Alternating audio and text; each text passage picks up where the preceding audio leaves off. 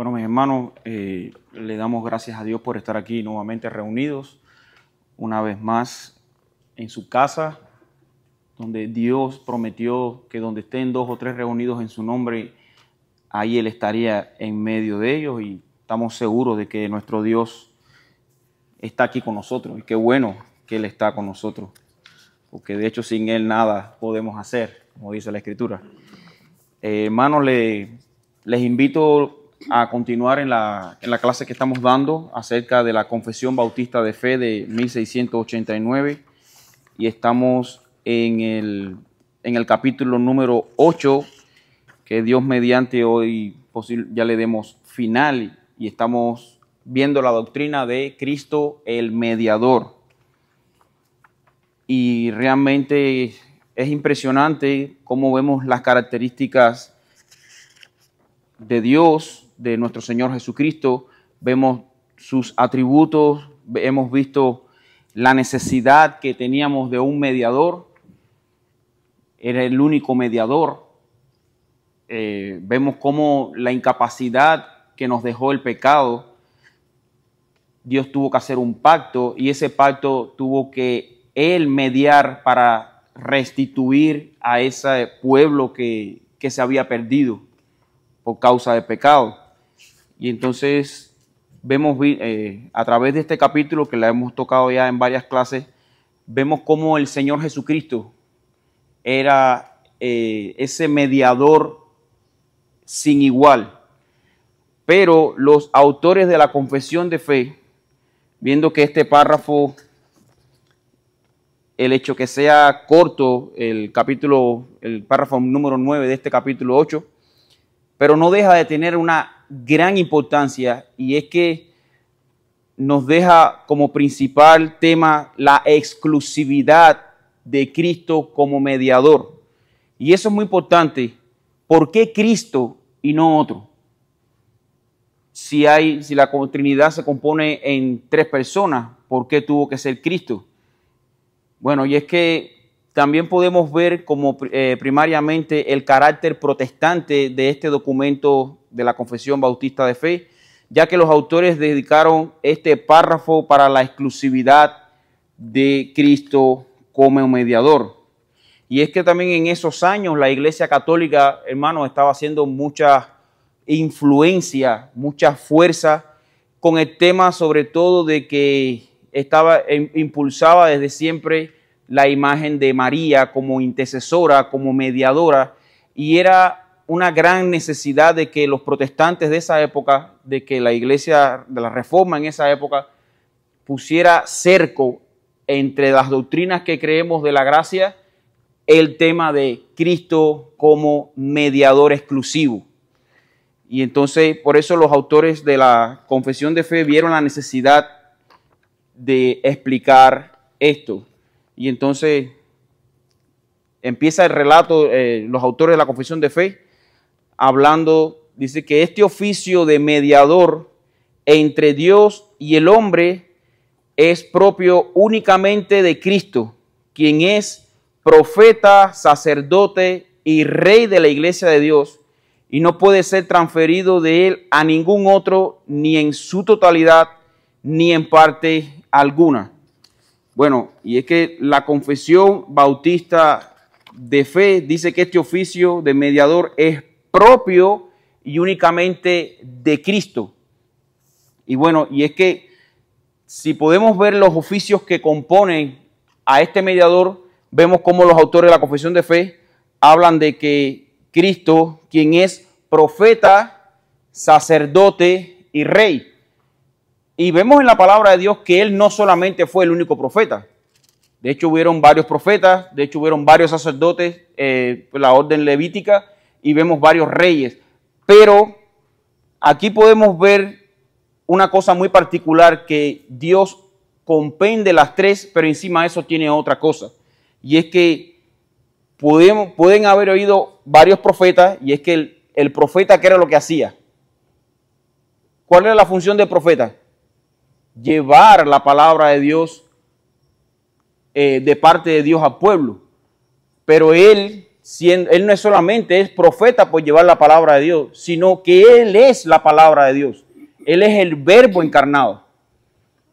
Segundo, como sacerdote, la función de sacerdote era presentar la ofrenda de parte de Dios hacia el pueblo para restaurar y nuevamente perdonar los pecados del pueblo. Pero entonces en Cristo se cumple que no es solamente un sacerdote, sino que Él es nuestro supremo sacerdote, porque Él mismo fue quien hizo la intercesión por nosotros delante del Padre, pero a la vez Él es el sacrificio. Entonces, cuando vemos las características de Cristo a lo largo de todos los profetas que hubieron, sacerdote y rey, vemos que Él es superior porque en Él habita, Él es deidad, en Él está la deidad de Dios.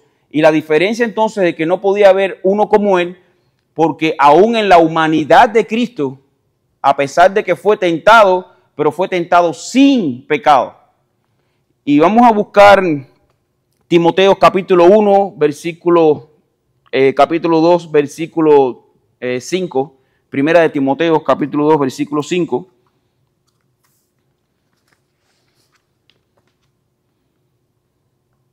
Si algún hermano lo tiene, puede, por favor, con el micrófono para que quede grabada la lectura.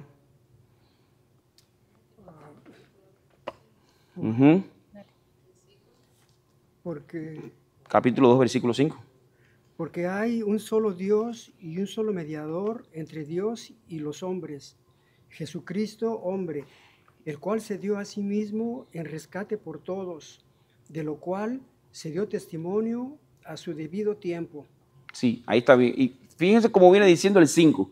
Porque no hay un solo mediador. Dice, hay un solo Dios y un solo mediador entre Dios y el hombre, y es Jesucristo hombre.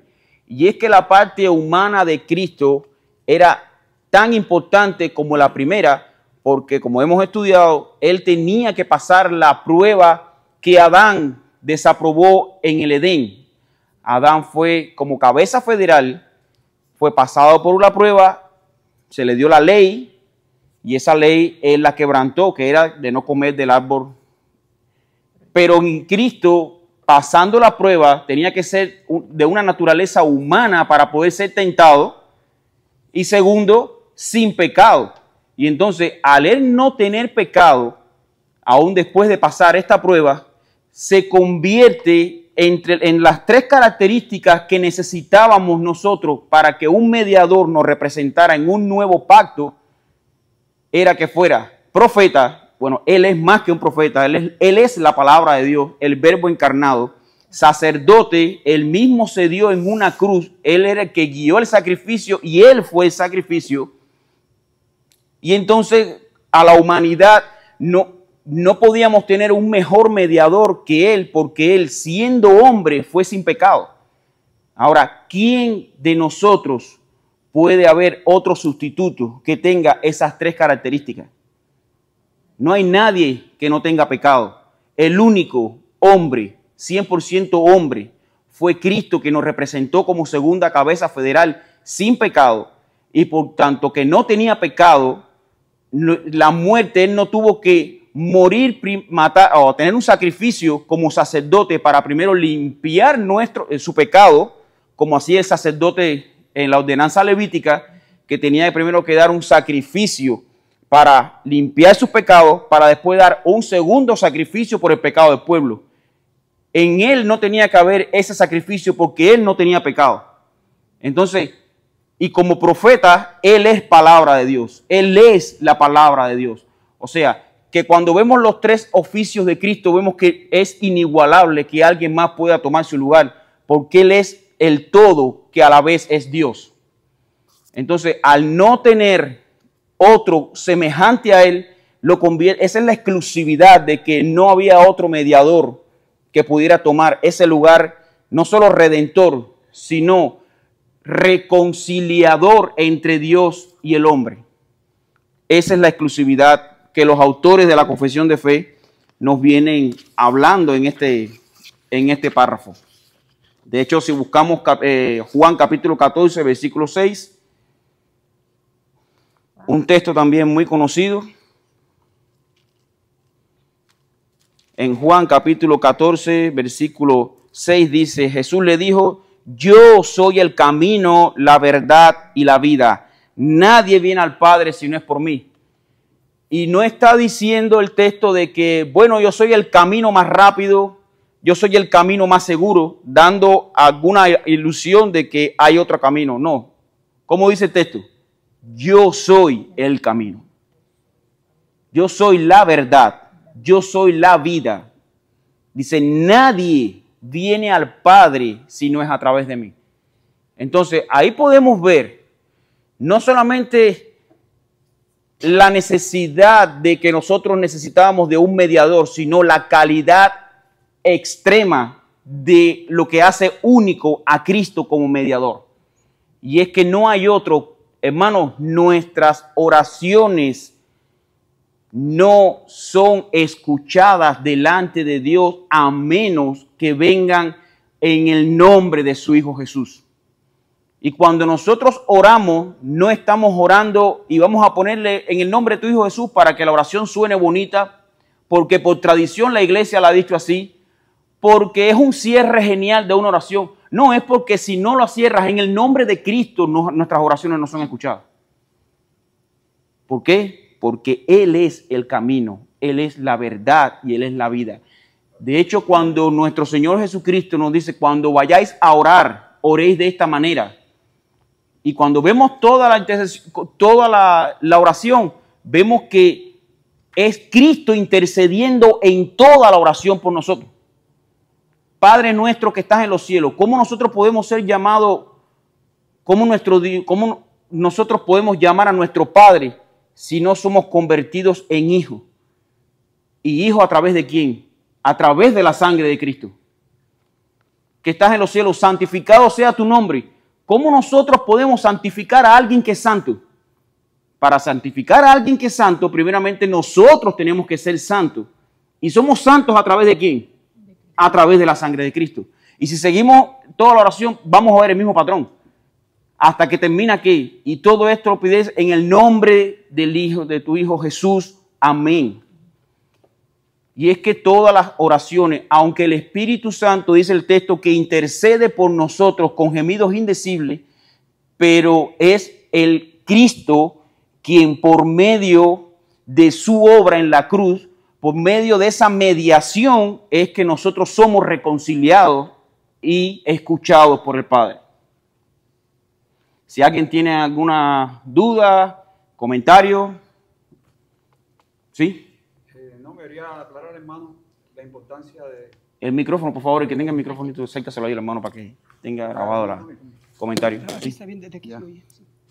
Quería aportar algo al tema, que es la importancia que tiene Cristo como profeta. Siendo el Hijo de Dios, Él revela a su pueblo por su palabra y espíritu la voluntad de Dios. Y Dios escogió a su Hijo en el pacto de gracia. Ellos hicieron ese pacto de gracia para salvar a su pueblo por medio de su palabra misma. Entonces, Él revela toda la voluntad de su Padre. Y más, en Mateos 3, 17, dice, y hubo una voz de los cielos cuando Cristo se bautizó, que decía, este es mi Hijo amado en quien tengo complacencia. Dios no se complace en nadie más que su Hijo. Él es grande, sumamente grande y suficiente para revelar el carácter de su Padre, porque Él es mismo. Dice, Él es. Exacto. Él es el Santo Hijo de Dios y revela todo el carácter del Padre y esto a su pueblo. Por eso es que Él es sacerdote, Él es profeta, sacerdote y rey del pueblo de Dios. Entonces, es grandioso cuando vemos los oficios de Cristo. Tenemos que decir, wow, Señor, gracias, porque nosotros no hay ningún ser humano, ninguna criatura que llegue a la estatura de esa grandeza del Hijo de Dios. Entonces, eso es importante. Exacto. Bueno, y como estudiamos también, por eso es que no solamente se complace en su Hijo, sino que aún el sacrificio de Cristo aplacó totalmente la ira que nosotros nos merecíamos.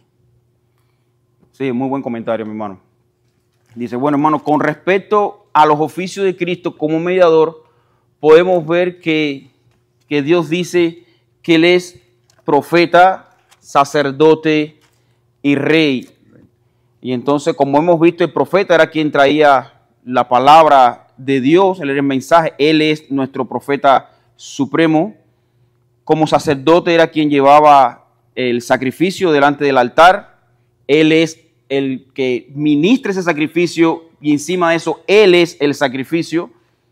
Y como rey es quien gobierna en nombre de Dios. Pero en Cristo dice que tiene toda potestad, tanto en los cielos como en la tierra. Él es Rey de reyes y Señor de señores. Y bueno, es un tema, este capítulo, este primer párrafo es un párrafo pequeño, pero vemos cómo la importancia, cómo los tres oficios de Cristo resumen de una manera crucial la posición única y exclusiva de Cristo como mediador. Y hermano, vamos a continuar entonces, vamos a ver hoy que sería el párrafo número 10 y el último de la doctrina de Cristo como mediador.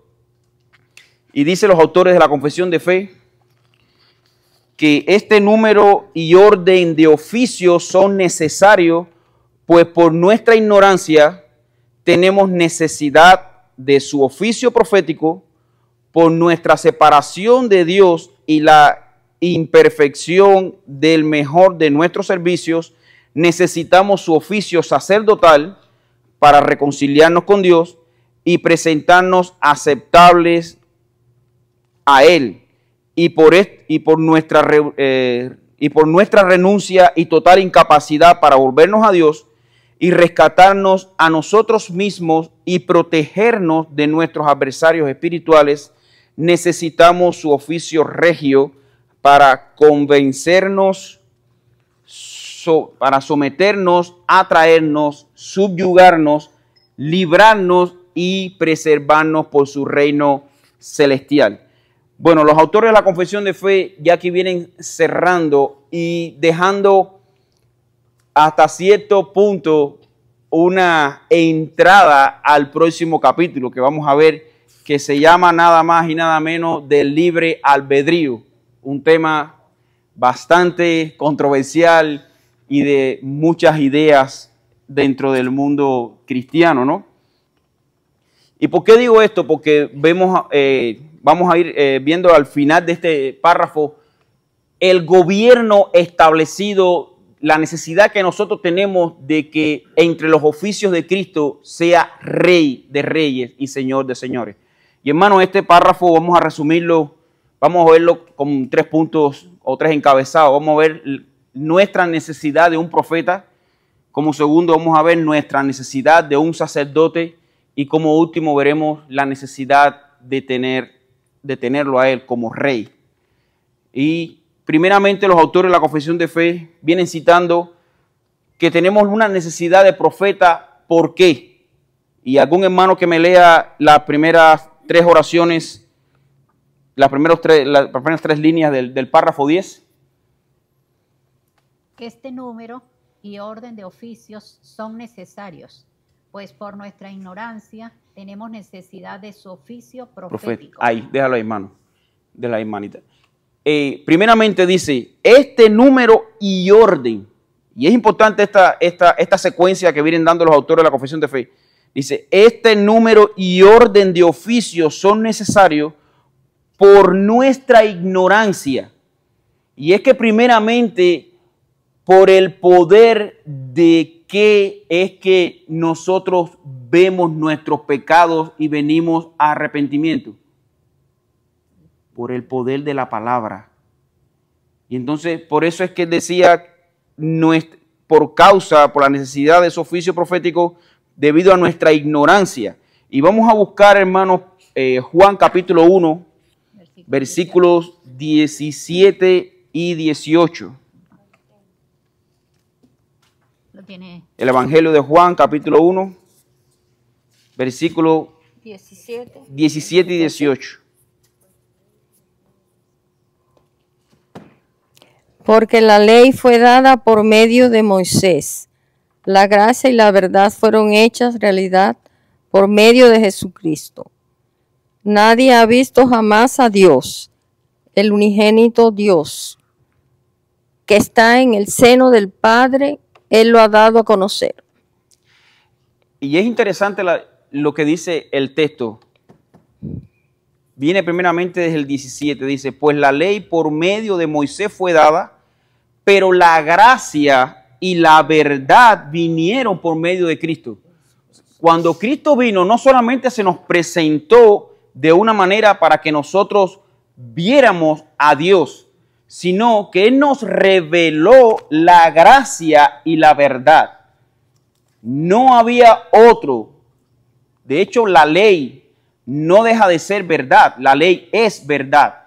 Pero el tema es que la función de la ley es mostrar nuestra incapacidad sin la gracia.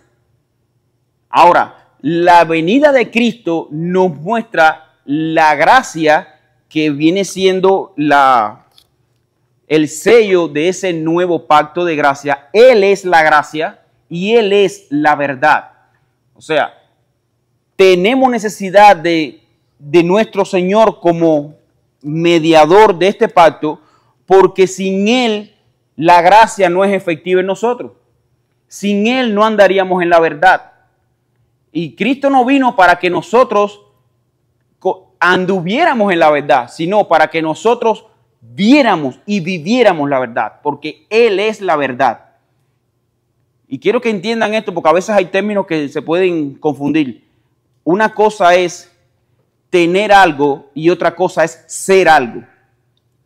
Cristo no tiene la palabra de Dios. Cristo es la palabra de Dios. Es como muchas veces también nosotros cuando nos referimos, nosotros no tenemos la imagen de Dios. Nosotros somos la imagen de Dios. Lo que por el pecado se ha distorsionado, pero aún en pecado seguimos siendo imagen de Dios. Y eso es muy importante, hermano, porque a veces le adjudicamos más poder a algo por el hecho de que tiene o no tiene. Y eso es muy importante. Y sobre todo en los términos de la gracia, como en términos, nosotros somos salvados por gracia, pero somos rescatados como hijos. Y esto incluye, no es que tenemos, y ahora nosotros no es que tenemos la potestad de ser hecho hijo de Dios, ya nosotros somos hijos de Dios, porque la gracia está en nosotros. Y esos son términos que a veces es necesario que como creyentes lo tengamos claro. Nosotros somos sellados por el Espíritu Santo. Y es por eso que nosotros, nuestra salvación, como mucha gente también dice, no, que la salvación se pierde, etc. No, la salvación no se pierde porque sería un gran problema. Dice que los que el Padre le dio, nadie los arrebatará de la mano de Cristo. O sea, no hay ninguna posibilidad de que nosotros podamos salirnos de las manos de Dios. O sea, y así, de cierta manera, nos pasa que a veces albergamos ciertas doctrinas que son heréticas por el hecho de que la hemos escuchado muchas veces sin un establecimiento bíblico. Y eso es lo que los autores de la Confesión de Fe quieren, sobre todo en este tema final, cerrando sobre los tres oficios de Cristo. Quiere que la iglesia o los protestantes en esta época, que estaban siendo bien atacados por la iglesia católica, que estén seguros. Y estas son doctrinas fundamentales del cristianismo, sobre todo la doctrina de Cristo como mediador. Y entonces, hermano, vemos la primera necesidad como profeta que necesitamos de Cristo es por causa de nuestra ignorancia, como dicen los autores de la Confesión de Fe. Teniendo nosotros la necesidad de su oficio profético, por nuestra separación con Dios y la imperfección de nuestros servicios, necesitamos su oficio sacerdotal. Y es que precisamente eso es lo que Pablo explica en la carta a los Efesios, capítulo 4, versículo 18. Y si leemos, vamos un momentico a Efesios 4, versículos 18, vemos cómo Pablo les explica, dice, para que ya no seáis niños fluctuantes, llevados por doquiera de todo viento de doctrina, por estratagemas de hombres que para engañar emplean con astucia las artimañas del error. Y es que Pablo explica que el hombre sin Cristo puede estar como en esa ignorancia, teniendo la necesidad de un sacerdote. Si tú te alejas de la gracia, si tú, como dice, ya es hora de que nosotros no andemos como niños fluctuantes llevados por todo viento de doctrina, sino que para que no seamos engañados, sino que estemos como anclados en la verdad. Por eso es que nosotros necesitamos un profeta. Nosotros necesitamos que nuestro Dios nos hable por medio de su palabra. No solamente dejar la responsabilidad a nuestro pastor en el sermón. No, para eso Dios nos dejó su palabra. Para que nosotros busquemos la verdad de Cristo en su palabra. Y no solamente nos dediquemos a ¿qué? A vana palabrería, ¿cómo le llaman? Como que a cuentos, no. A fábulas. No son fábulas. Busquen la palabra de Dios. Aquí está establecida la verdad. No necesitamos otra revelación. Ya bastante tenemos con que debemos obedecer la que ya está revelada. Así que pongámonos en oración realmente ¿para qué? Para que nosotros podamos obedecer la que ya Dios reveló, siendo Él nuestro profeta. Entonces, hermanos, como profeta necesitamos que cada día Él, y debido a nuestra ignorancia, que nos esté como que actualizando de cierta manera la verdad. Y no es porque la verdad de Él caduque, sino somos nosotros los que somos olvidadores, que somos creyentes olvidadizos de la palabra. Y a veces nos enredamos y debido a la falta de práctica o del uso de los medios de gracia, y entre los medios de gracia está la lectura de la palabra, entonces damos entradas a doctrinas heréticas.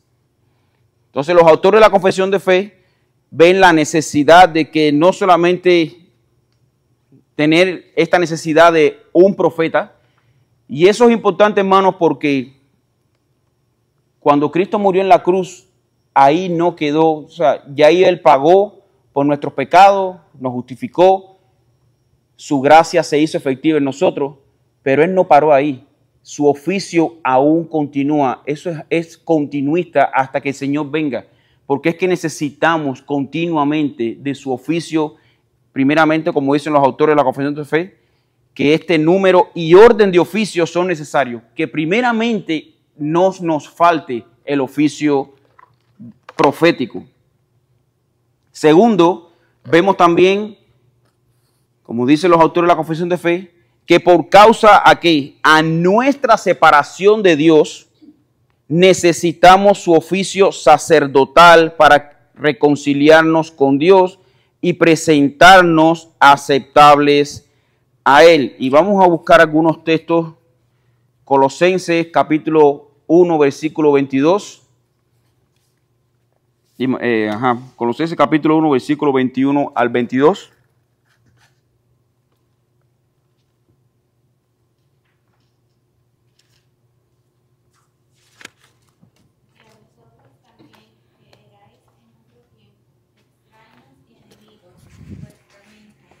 Haciendo malas obras, ahora os has reconciliado.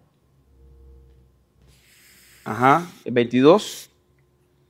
En su cuerpo de carne, por medio de la muerte, para presentaros santos y sin mancha e irreprensibles delante de Él. Qué importante es que el oficio sacerdotal de Cristo todavía continúe. Y aunque su efectividad aquí está plasmada, dice que Él en otro tiempo éramos como extraños y enemigos en vuestra mente, pero dice que en su cuerpo, por medio de la muerte, Él nos reconcilió para presentarnos santos y sin manchas e irreprensibles delante de Él. No solamente Cristo muere en la cruz por nuestro pecado, sino que ese sacrificio tiene aún otra responsabilidad, y es que es para llevarnos como santos y sin mancha, para presentarnos delante de Él mismo.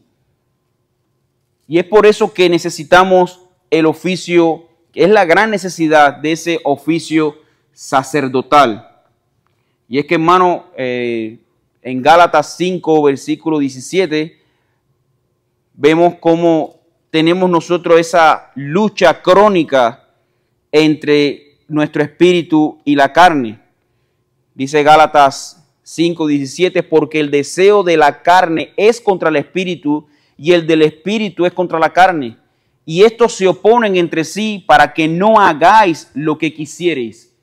O sea, ahí vemos que esa guerra continua de la cual nosotros como carne de pecado, pero en nosotros está el Espíritu Santo, pero vemos que hay una guerra, porque los deseos que nosotros queremos hacer el bien, dice, encontramos una guerra en nuestros miembros, como dice esa analogía que hace el apóstol Pablo, dice que queriendo hacer el bien no lo hago, más el mal que no quiero hacer, eso hago.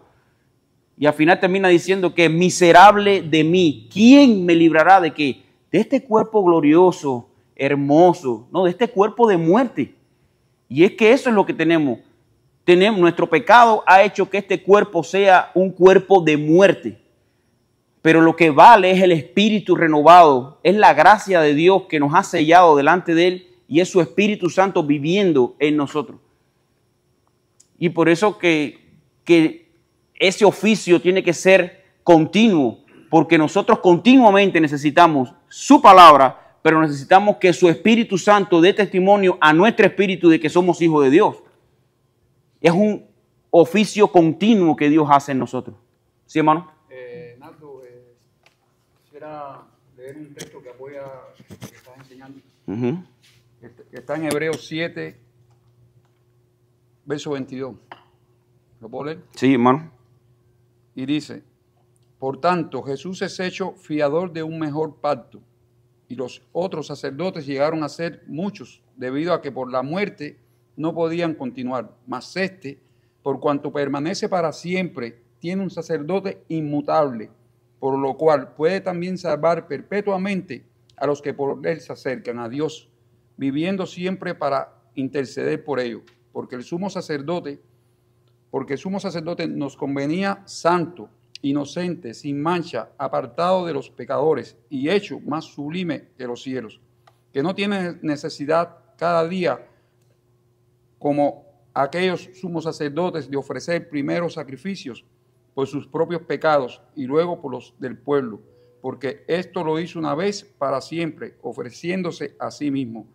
Porque la ley constituye sumos sacerdotes a débiles hombres, pero la palabra del juramento posterior a la ley al Hijo hecho perfecto para siempre.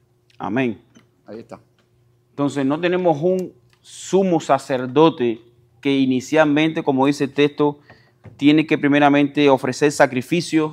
Tenía no solamente la limitante de que los sacerdotes del Antiguo Testamento tenían la limitante primeramente del pecado. Tenían ellos que reconciliarse primero, hacer un sacrificio por sus pecados para poder servir al pueblo y presentar la ofrenda al pueblo. Segundo, tenían la incapacidad de la longevidad, de que fueran eternos. Morían por el pecado. Pero ahora en Cristo tenemos un sumo sacerdote que hizo nada más que un sacrificio para siempre.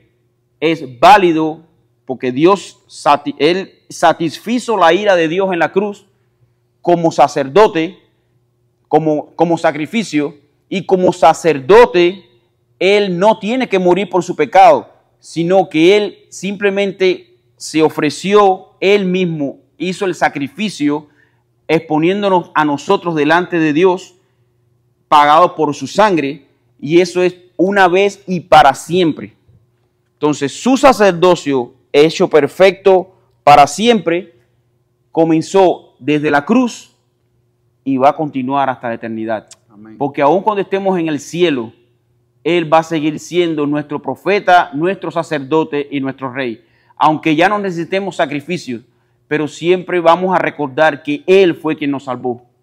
Él fue quien puso su sacrificio vivo constantemente para que nuestros pecados fueran día tras día clavados en la cruz de Calvario. Amén. Entonces, dice los autores de la Confesión de Fe, y por nuestra renuncia y total incapacidad para volvernos a Dios y rescatarnos a nosotros mismos y protegernos de nuestros adversarios espirituales, necesitamos su oficio regio. Y esta palabra está dando la connotación de que no hay otra cosa que sea superado por Él. Y es que Él es cuando hablamos de regio, estamos hablando, los autores de la Confesión de Fe están dando el término de que en esto Él es insuperable, o sea, no tiene ni rival. Y es su oficio de rey.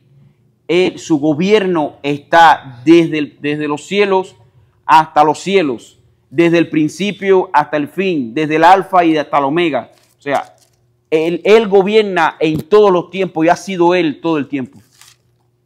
Aunque nosotros visiblemente y carnalmente se haya hecho visible a nuestros ojos en una época, en un punto en el tiempo, Dios siempre ha trascendido los tiempos. Dios es desde el principio. De hecho, ¿cómo se presentó? Y esto lo hemos estudiado varias veces. ¿Cómo se presentó Dios delante de Moisés? ¿Qué le dijo? Dígale al pueblo que yo soy, Yo soy. te mandó. ¿Y por qué no dice porque yo fui o porque yo seré? No, es que Dios es todo el tiempo. Nosotros, nuestra vida es contingente. Nosotros aparecimos en un punto del tiempo, vamos a vivir, vamos a morir y dejaremos de existir. Pero Dios es todo el tiempo. De hecho, no hay tiempo en Dios. Por eso es que, como dice el apóstol Pedro, dice, porque para Dios un día es como 1000 años y 1000 años es como un día. Porque es que esa es la naturaleza de Dios. No es que saquemos cuenta ahora, bueno, si 1000 años es como un día, entonces han pasado tanto, ya en el tiempo de Dios. No saquen esa cuenta. Lo que está dando la mentalidad es de que Dios es eterno, Dios es quien controla el tiempo. Para Dios todo sale según su voluntad, cuando Él desea y para su gloria. No hay un propósito intermedio que Dios le dé gracias a, no, es para Él. Y por eso encontramos el texto, porque ¿de qué? Porque de Dios, dice, todas las cosas son de Él, por Él y para Él. No hay otro objetivo más grande en la creación por el cual Dios hace las cosas. Es para su gloria, para su nombre, amén, para la alabanza de su poder. Amén. Por eso no nos debe chocar si en algún momento vemos un texto que podría decir de que Dios se alaba a Él mismo. Sí. ¿Por qué? Porque Dios no necesita de nosotros para alabanza. Dios no estaba aburrido en el cielo y déjame crear a la raza humana para que me dé gloria. No, Dios no necesita nuestra gloria. Y eso es algo que nosotros debemos entender. Dios no necesita de nosotros. Dios nos hizo para su gloria. Aún el pecado, no es que Dios haya puesto a la raza humana en pecado, sino que aún el pecado no se le fue de las manos de Dios, sino ¿para qué? Para alcanzar un bien mejor. Y eso lo hemos estudiado, tenemos ejemplos en la palabra de Dios. No hubiéramos conocido el amor de Cristo si nosotros no hubiéramos pecado. Si nuestros pecados no hubieran sido perdonados por el Dios hecho hombre, nosotros no pudiéramos estarle agradeciéndole y viendo hasta dónde llegó el amor de Dios que dio a su Hijo unigénito en una cruz por salvarnos a nosotros. Amén. Hoy estuviéramos normal, santos, pero sin ese propósito de alabanza suprema. Hoy por hoy. Por eso es que cuando nosotros lleguemos al cielo, el cielo va a ser cielo, no porque esté el mar de cristal, porque las calles sean de oro. El cielo va a ser el cielo porque Cristo está en el cielo. Porque vamos a alabarle, vamos a abrazarle, no vamos a tener cansancio en alabar su nombre. No vamos a tener necesidad de arrepentirnos por nuestros pecados, porque ya no va a haber posibilidad en nosotros que pequemos. Vamos a ser santos, santos, santos. Santos como nuestro Dios. Vamos a ser como Él.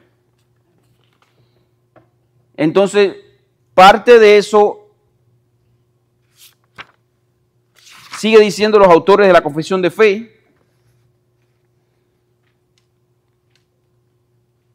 Dice, y por nuestra renuncia y total incapacidad para volvernos a Dios y rescatarnos a nosotros mismos y protegernos de nuestros adversarios espirituales, necesitamos oficio regio para un propósito. ¿Y cuál es ese propósito? Dice, para convencernos. Y vamos paso a paso. Primeramente, convencernos. ¿Qué fue lo que dijo Dios que era necesario que Él se fuera para mandar al Espíritu Santo para que hiciera qué? Para convencernos de pecado.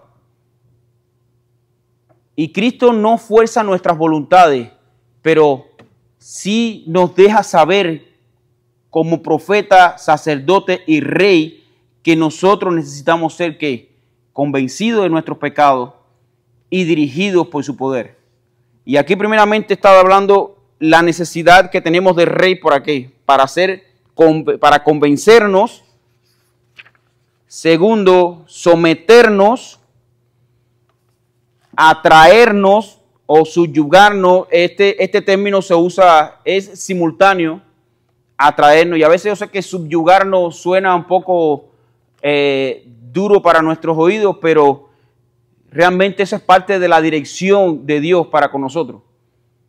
Y muchas veces nuestros hijos, cuando son pequeños, tú no le puedes, lo peor que se le puede dar a nuestros hijos con pequeña edad es que no, haz lo que tú quieras. No. Dice, Dios tiene que dice, subyugarnos, librarnos y preservarnos para su reino celestial. Y vamos a ver Juan capítulo 1, versículo 18.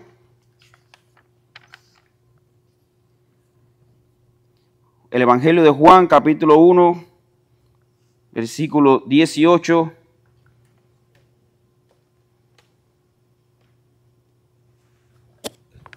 No, disculpen. Vamos a ver Juan 16, versículo 8. Ajá. Y cuando Él venga, convencerá al mundo de pecado, de justicia y de juicio. Exacto. Y lee que viene el 19. El 9. El 9. Ajá. De pecado por cuanto no creen en mí. De justicia por cuanto voy al Padre y no me veréis más. Y de juicio por cuanto el príncipe de este mundo ha sido ya juzgado. Mis hermanos, qué gran obra la que hizo el Espíritu Santo. De poder convencernos, de venir a tratar directamente con una raza caída que no tiene otra inclinación que no sea para el pecado, pero a Dios le plugo mostrar su gran misericordia y amor mandando a su Espíritu Santo para estas tres cosas. De pecado por cuanto no creíamos en Él, nos convenció de la ausencia que teníamos nosotros de Dios. De juicio por cuanto Él va al Padre y va a presentarnos como justos delante de Él. Porque hay un juicio que van a sufrir los que no creen en su nombre. Y es una realidad. De justicia y de juicio por cuanto el príncipe de este mundo ya ha sido juzgado. O sea, ya nosotros estamos sellados por el Espíritu Santo. Los hijos de Dios tenemos un sello del Espíritu Santo del cual no somos gobernados por Satanás. Mi hermano, no te creas de que Satanás te está gobernando. Somos tentados por nuestros propios pecados, nuestras propias concupiscencias de nuestros corazones, o sea, los deseos pecaminosos de nuestros corazones. No porque Satanás tiene dominio sobre nosotros. Ese dominio lo liberó Cristo en la cruz de Calvario. Ese dominio es efectivo en los que no creen en Cristo, en los que están allá afuera creyéndose felices lejos de Dios. Eso es parte del engaño. Ya tú y yo no estamos bajo ese engaño, porque estamos en el verdadero. Y eso es parte de las características esenciales de Cristo como mediador. Que como profeta, Él es la palabra de Dios y nos enseña a través de su gracia que Él es el verdadero y que estamos en el verdadero. Entonces, dice que Él nos vino a convencernos. Vamos a ver el Salmo 110:3. En el Salmo 110:3. ¿Lo leo? Sí, hermana.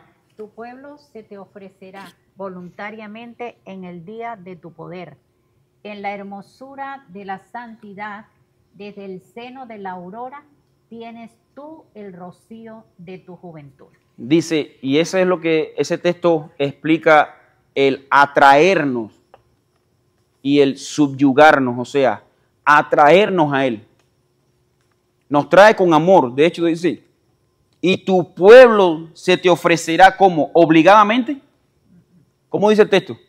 Y tu pueblo se te ofrecerá voluntariamente en el día de tu poder. Y es que esa es parte de la gracia de ser convencido de nuestros pecados. Al ser quitada la venda de nuestros ojos, nosotros nos arrepentimos delante de Dios y lo que antes nos parecía aburrido, nos parecía que eran como locos los que creían eso, ahora nosotros le hayamos sentido y al contrario, deseamos que servirle, estar cerca, disfrutar un buen sermón, disfrutar un buen estudio, porque ya nosotros se nos cambió la vida.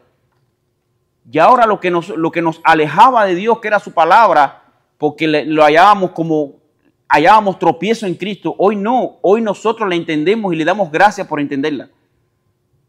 Y ese es el atraer de Dios.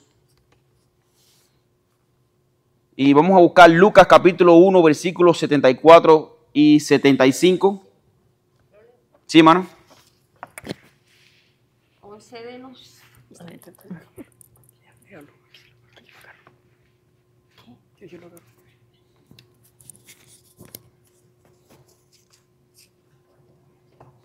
Concédenos que, librado de la mano de nuestros enemigos, les sirvamos sin temor, en santidad y justicia delante de Él, todos nuestros días.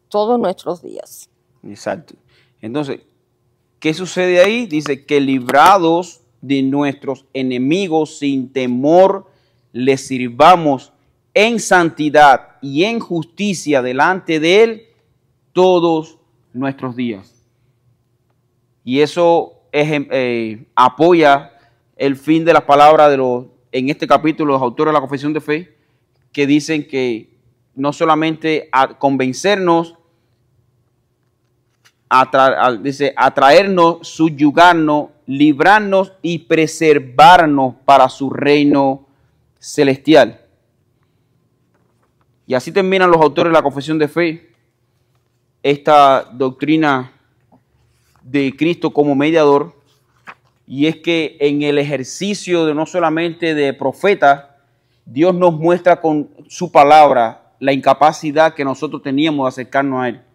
No solamente por el oficio de sacerdote, ahí Él ancló nuestros pecados en la cruz y nos revistió de su justicia.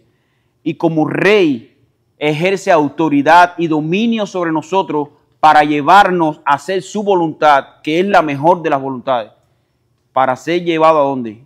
A su reino celestial. Y el fin de Dios, hermanos, es que es nuestro placer. Dios se complace en los que Él escoge. Dios se complace. Dice que hay gozo en los cielos cuando un pecador se arrepiente.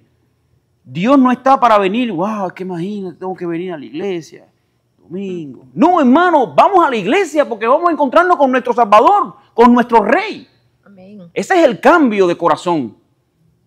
Ante el pueblo de Dios bajo la ley posiblemente vayaban stop, qué fastidio tener que venir y hacer este sacrificio. Pero hoy no, hoy la gracia de Dios está sellado en nuestros corazones y nosotros venimos con alegría. Hoy es el mejor día de la semana porque hoy me voy a encontrar con mi Rey y con mi Salvador. Ese es el espíritu que pone Dios en nuestros corazones. Que le sirvamos ¿con qué? Con alegría, voluntariamente. No estamos forzados. No estamos forzados, simplemente nuestro pecado, se nos fue quitado el corazón de piedra y se nos ha puesto uno de carne. Esto fue lo que hizo Dios en la cruz. Y ahora le servimos con amor, tenemos un corazón sensible, sensible a su palabra, sensible a su gracia. Podemos decirle, Señor, amén, gracias por salvarme. Esa es la diferencia, por eso tenemos un Salvador, tenemos un intercesor como no lo hubo antes. Tenemos un sumo sacerdote que dice que Él fue tentado en todo, por eso nosotros podemos, pero sin pecado, por eso ahora podemos nosotros acercarnos voluntariamente a Él, porque Él nos entiende, Él sabe de lo que nosotros padecemos y de hecho Él fue quien pagó por la culpa que nosotros nos merecíamos. Dios no nos acusa a nosotros, Dios es nuestro Salvador. Y eso el apóstol Pablo lo decía, dice, ¿quién tenemos? Dice, ¿de quién nos acusará? Dice, Él fue quien nos rescató. No tenemos acusador. Antes Satanás se sentaba para acusarnos delante de Dios, pero hoy no, hoy quien está delante de Dios, dice, a la diestra de Dios es Cristo intercediendo por nosotros. Él es nuestra propiciación. Amén.